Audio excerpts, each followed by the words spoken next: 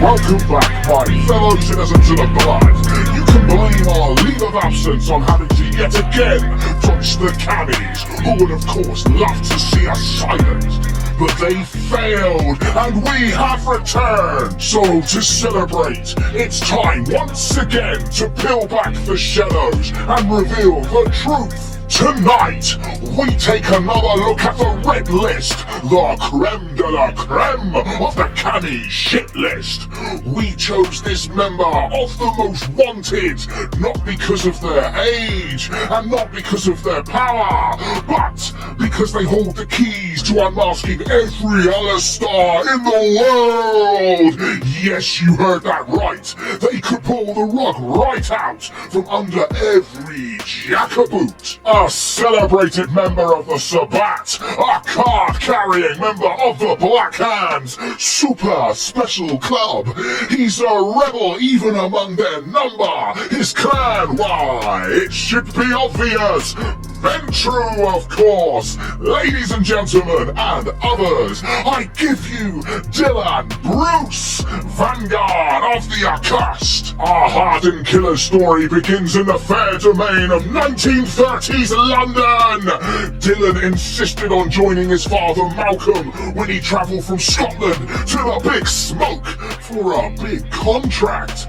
Dylan planned to make a name for himself in the capital and maybe catch the eye of a few ladies. Sadly for him, old Papa Malcolm had other plans, and Dylan soon found himself put to work digging trenches and building weirdly sturdy and light-proof bunkers for the London's wealthy elite, spending his days knee-deep in mud as his father droned on at him about the value of hard work.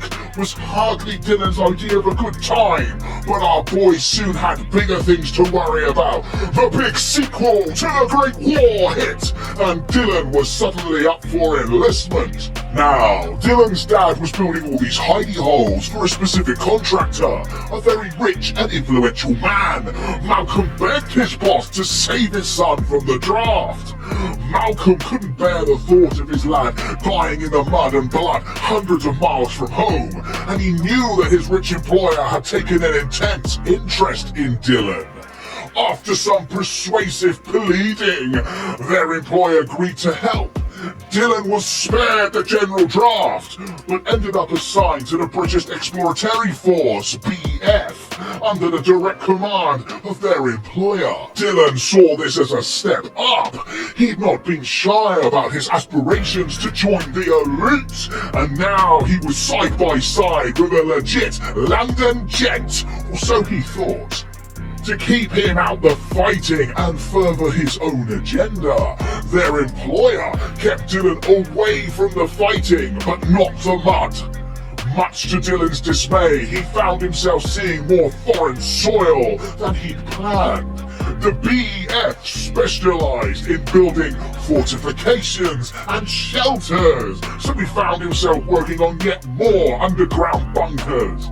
It wasn't all work though, with Dylan able to enjoy more freedom than he'd ever had under the watchful eyes of his dad. So he passed the early part of the war in a vaguely happy mix of hard work and hard play, with many grateful locals throwing regular parties and dances for the soldiers, which were full of free food, free booze, and hospitable local ladies. At a barnyard dance on the border between France and Belgium, Dylan got to really let his hair down.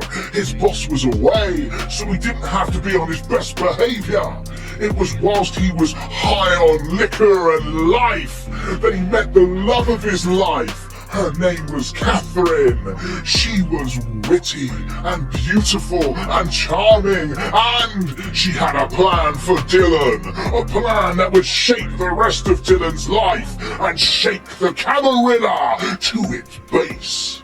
You see, Katherine knew things about the world that blew Dylan's mind. She pulled aside the Masquerade curtain and showed him what was on the other side. It gets a little murky as to exactly how and when, but what is known is that Dylan and his fellow soldiers started hunting vampires. And they were good at it. You waging the war as cover. They stalked and staked Camarilla and Sabbat alike across Europe. Wherever they were stationed, kindred would vanish. Dylan quickly gained a reputation as a ruthless and relentless vampire hunter, and he enjoyed it. But everything was about to change. Malcolm, still living and working in London and oblivious to his son's new side job, got caught in a German bomb run and was killed. So his employer quickly arranged for them to return home. Dylan was heartbroken. He'd lost his dad, he had to leave Katherine and his crew of vampire hunting buddies behind.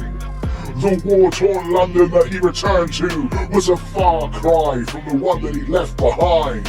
And once Malcolm had been buried, Dylan found himself alone. Thankfully, his employer stepped up to welcome him in.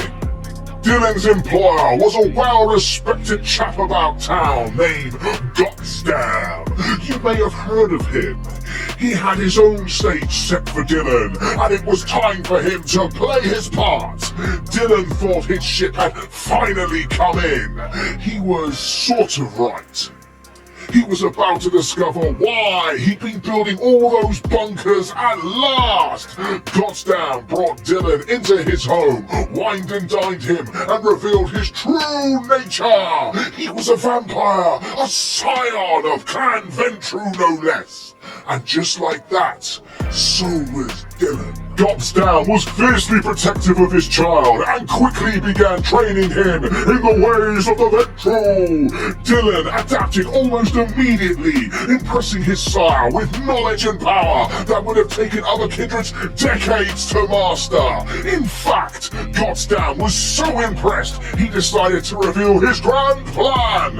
Dylan was to be his secret weapon against the Camarilla's most violent enemies, the Sabbat. Now, why he decided a magically untrained vampire hunting draft dodger was a better choice for the task than millions of other potentials out there was anyone's guess. But, you know, hey, elder logic. Of course, it wasn't like Dylan had a choice. Gotsdam did what Ventru loved to do, breaking his mind, putting in a few subliminal suggestions here and there, before sending him off on his merry way to join the Sabbat in Germany. What neither of them realized was that Katherine wasn't far behind. So Dylan began his long walk to Germany, sending a mentally broken and highly angst neonate into the den of a rabid death cult. Wasn't the most well thought out of plans, and things started to go wrong before Dylan had even reached Berlin. He was starting to hear voices. After a while, he started talking back, rambling to himself, and developed an impression of himself that was way above a wet-eared neonate freshly turned.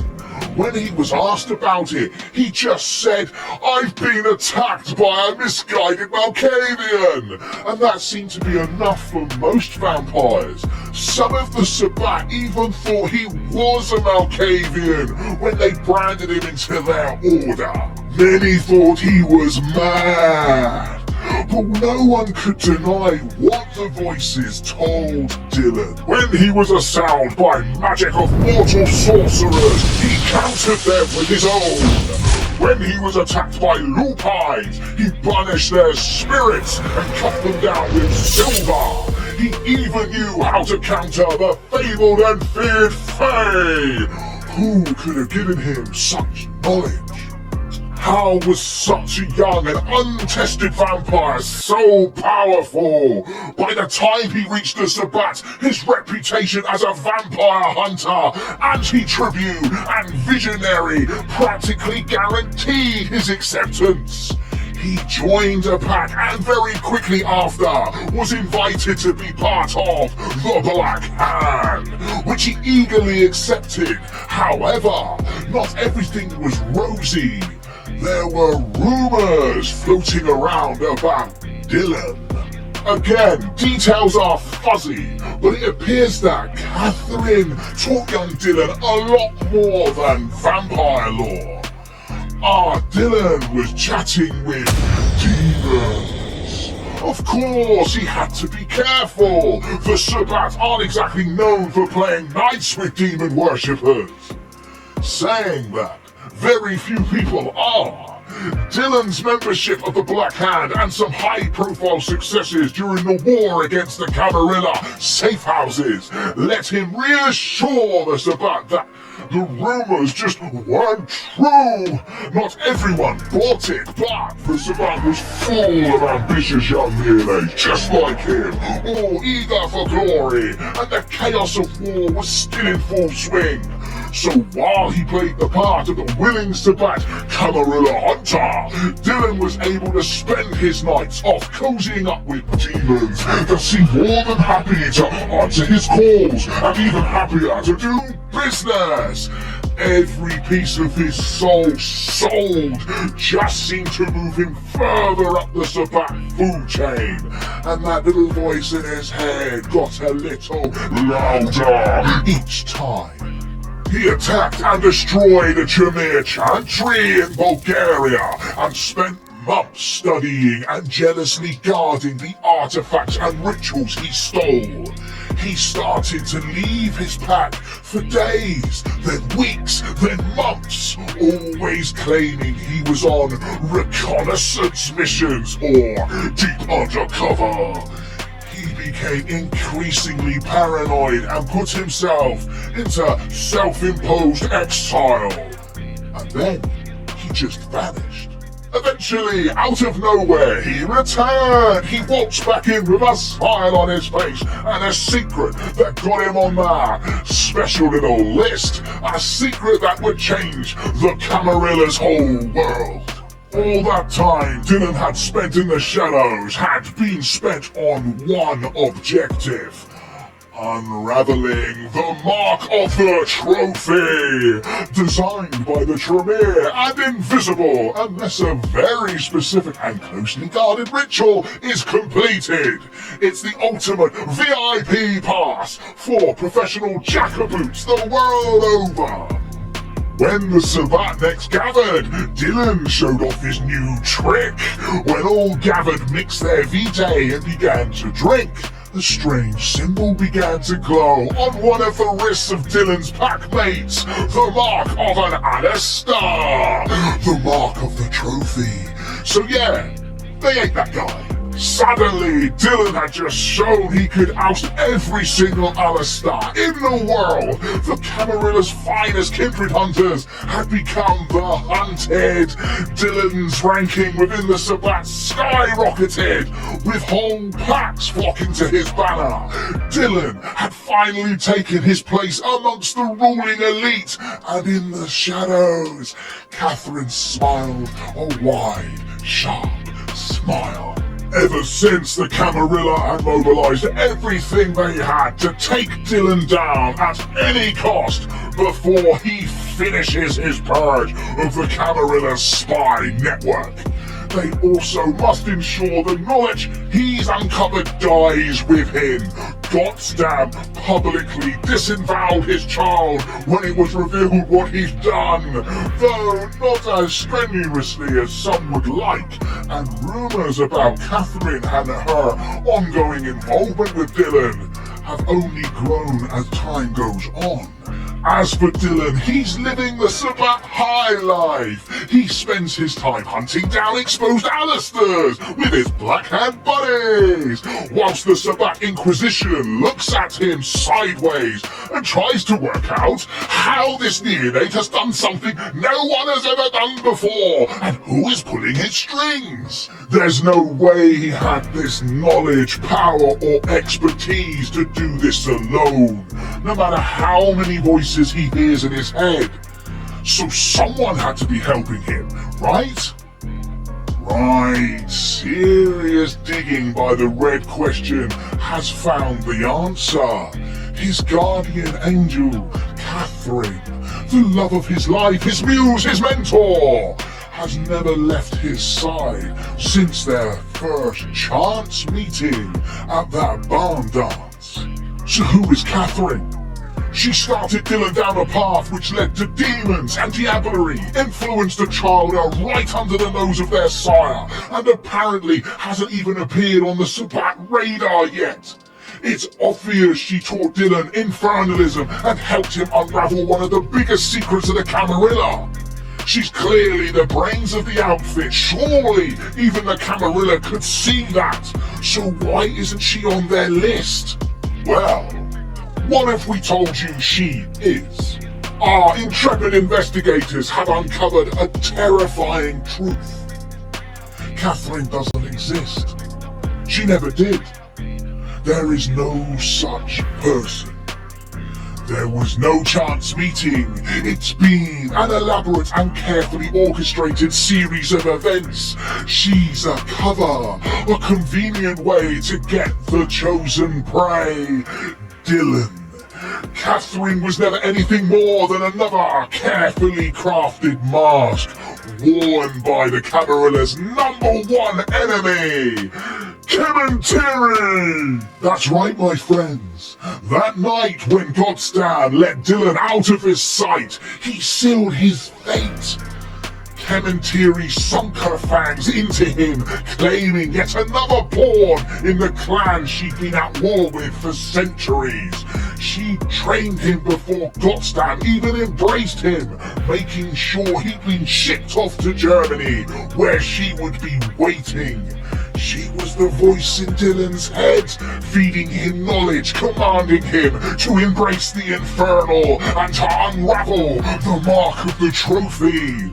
All the while, Dylan fawned over her false face like a lovesick puppy, completely unaware his real master wasn't a demon, but one of his clan's greatest enemies. And she would have gotten away with it if it wasn't for those pesky diaries. Dylan's story is not a happy one, my friends. And it's not one that's going to have a happy ending. It could hardly even be called a story. Merely another chapter in an ancient elder's manipulations. Not one part of his kindred life was or will be his own, from his embrace to his final death. He's a pawn. An expendable piece in a game he doesn't even know he's playing, one of Kemintiri's finest ever patsies. I wonder if Godstan even knows. So, my fellow citizens of the blood, how does it make you feel to discover that the one of the Camarilla's greatest enemies is merely a front for another? That yet again, it's an elder pulling everyone else's strings. That your own enemy is a victim, just like you. That we're all just being played in a giant game we can't see, don't know the rules, and can't even win. When nothing can be trusted, your only option is to question everything. And we have a great place for you to start. Why do you obey?